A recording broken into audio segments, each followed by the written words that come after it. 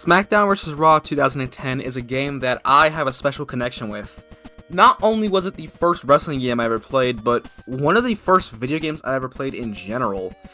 Last time I reviewed SmackDown vs. Raw 2009, and today we have the last WWE game of the 2000s, SmackDown vs. Raw 2010.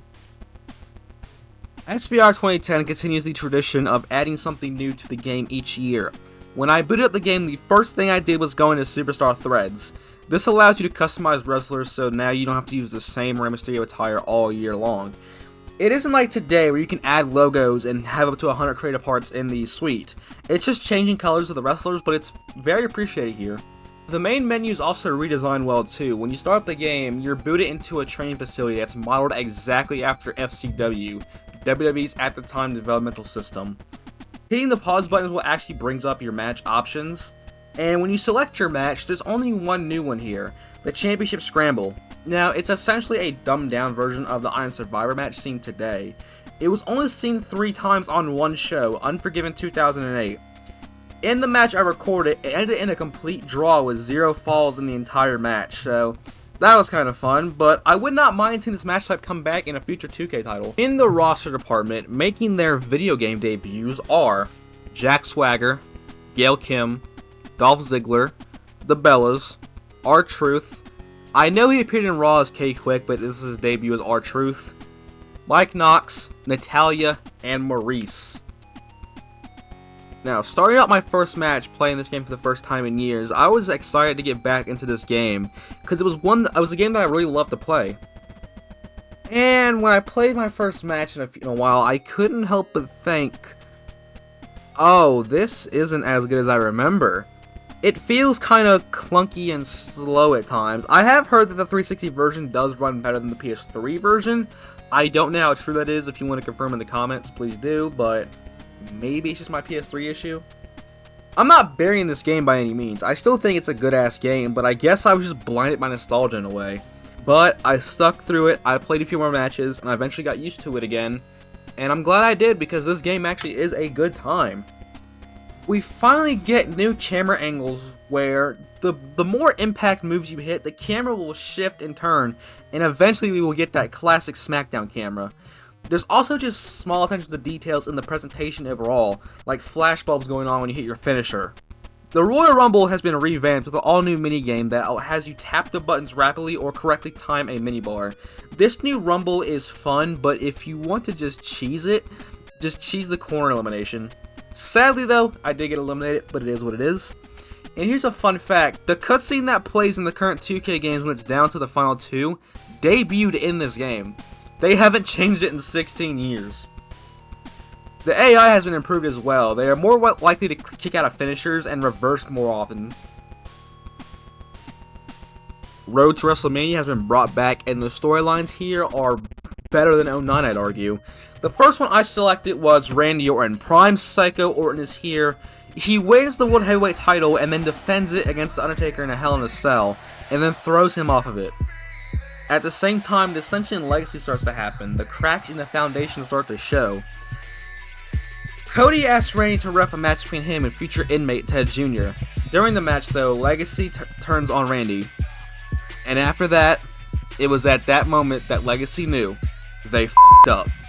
Randy crashes out. He RKO's his dad, RKO's Dusty, and Ted Sr. The game eventually will let you choose who to take hostage. 2009 Randy Orton was about that life, and at Mania, it ends in a Legacy triple threat.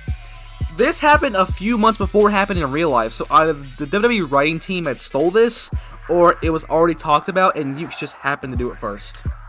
Next up, we have the co-op story of John Cena and Triple H. This storyline is way too damn long, by the way.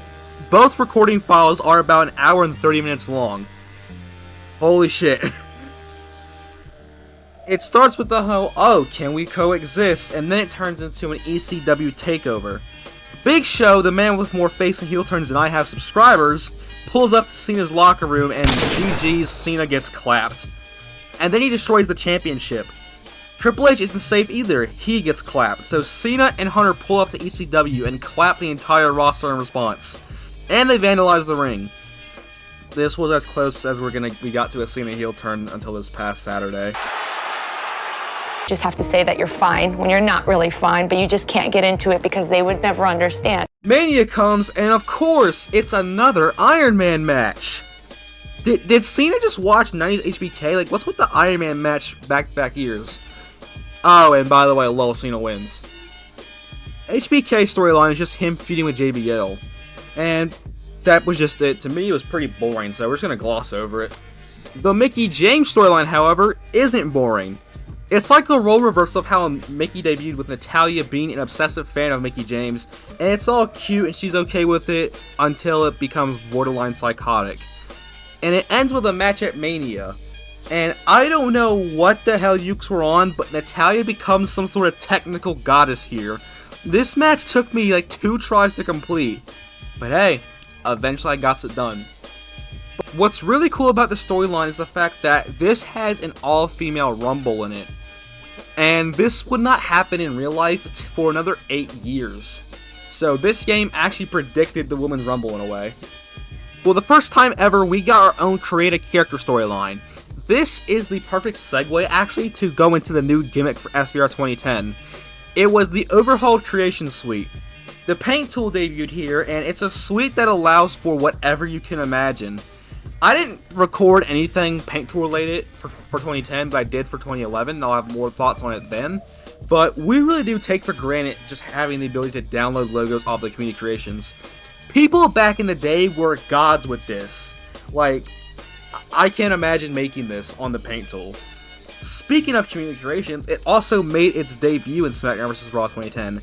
It's very basic and bare bones compared to today, but it was the debut of something that we rely on. The Creation Suite itself is nice, with well over 100 different layers of trunks, tights, etc. And here's me at SVR 2010. The Call storyline starts with UC in the front row watching Santino defend the Intercontinental title. Santino insults the crowd and goads you into coming into the ring. You jump the barricade, kick his ass, and you win the title. The same way that Santino debuted. Vince is upset because we don't own a contract, and we are the active champion. So Vince does everything he can to stop us. He gets Kozlov and Ezekiel Jackson to jump us. Nah, I grew up watching Super Cena. Let's just destroy them both. Finally, Vince has enough and says if we can win the Rumble, we will get our contract. And the game actually does let you do the whole Tumblr gimmick. Sadly, I got number 4. But it's okay, I had that Hulk Hogan booking and dumped everybody. After winning the Rumble, Vince does this whole deal where he's like, hey, you need to have your own finish, so you make your own custom finisher. Now, looking back at this is funny. See, in all the other stories, if you have custom attires, you can change them because of the Superstar threads, but because this is your created character, you can customize the character. So, I went to go change my attire for the visual sake of the video, and I see this.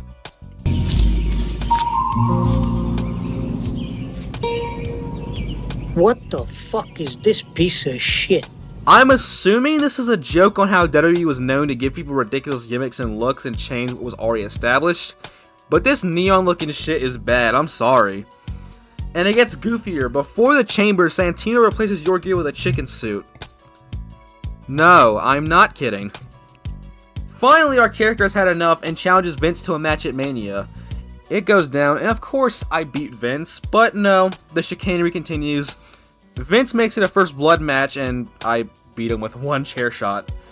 But that's okay, Vince sticks his goons on us and we make him bleed and kick their asses. And finally, I put Vince through a table. Finn.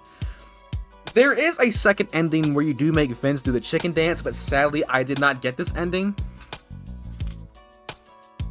Finally, we get my favorite storyline in the game. The Edge Road to WrestleMania. This is prime Edge, sleazy getting with the GM Edge. Mr. Kennedy actually gets the biggest push here with him being the WWE Champion in the storyline.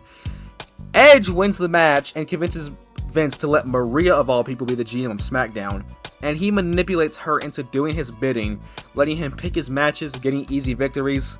Later, Maria gets concussed, and at the hospital, Edge just happens to have the power of attorney papers with him, and this cracked me up, I won't even lie. Later, Maria finds out how she got concussed and turns on Edge, so she books a steel cage match for Mania. It's a banger, and as we are about to escape, it's a swerve, bro! And Maria turns heel and helps Edge win. real quick, I'd like to take a look at the banger soundtrack, because unfortunately, this was the last game until 2K15 to have a licensed soundtrack. So, here you go, here's some of my favorite tracks from the game. It's just another war, just another family torn from my feet today. Just a step on the edge, just another day in the world we live. I need a hero to save me now. I need a hero to save me now. I need a hero to save my life. A hero will save me.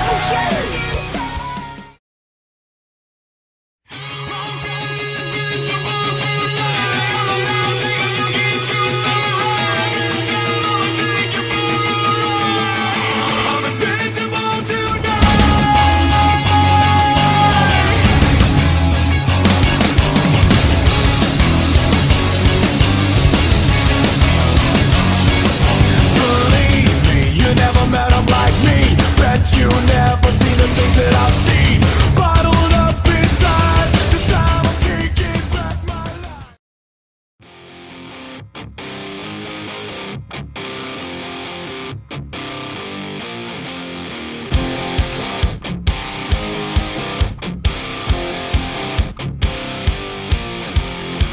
The secret side of me, I never let you see. I keep it caged, but I can't control it. So stay away from me, the beast is ugly. I feel the rage and I just can't hold it. It's scratching on the walls, in the closet, in the halls. It comes awake and I can't control it.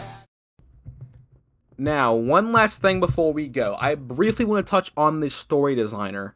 See, when I made my 2K25 wishlist video, I got a lot of comments about story designer, and I had messed with it in 2K14, but I never really learned how to use it.